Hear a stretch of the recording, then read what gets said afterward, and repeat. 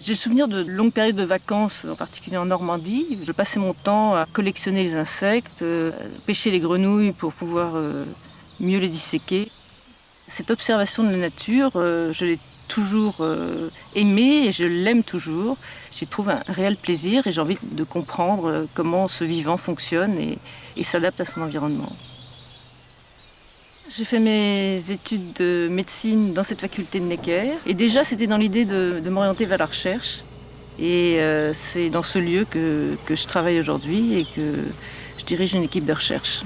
L'équipe que j'anime s'intéresse à la compréhension des mécanismes de régulation qui sont liés à une fonction cytotoxique, c'est-à-dire une fonction tueuse des lymphocytes. Ceci a permis, en caractérisant moléculairement chacune de ces pathologies, à identifier des molécules clés dans cette fonction tueuse des lymphocytes et ensuite à décrypter toute la mécanique de cette fonction cytotoxique.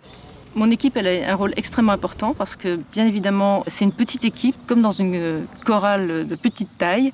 On entend toutes les voix. Les jeunes, lorsqu'ils arrivent et qu'ils apportent leur enthousiasme et leur fraîcheur, ils viennent redynamiser l'équipe. Mais aussi, dans notre cas où la clinique est tellement importante, la pathologie est tellement importante, les cliniciens jouent un rôle extrêmement important quant à la qualité de leur diagnostic.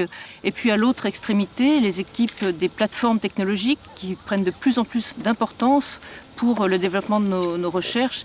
Je crois que quand on fait une découverte, je crois que c'est vraiment un moment unique qu'il faut avoir vécu pour se rendre compte de ce que c'est. Après, on a vraiment envie de le partager avec les jeunes qui sont dans le groupe et qui sont finalement là pour ça, parce qu'ils ont envie de goûter à ça. Et bien sûr, on a envie que ça se renouvelle et on fait tout pour. Il y a certainement un lien entre artistes et chercheurs. Dans les deux cas, c'est pas un métier. C'est une attitude à chaque fois vis-à-vis de ce qui vous entoure.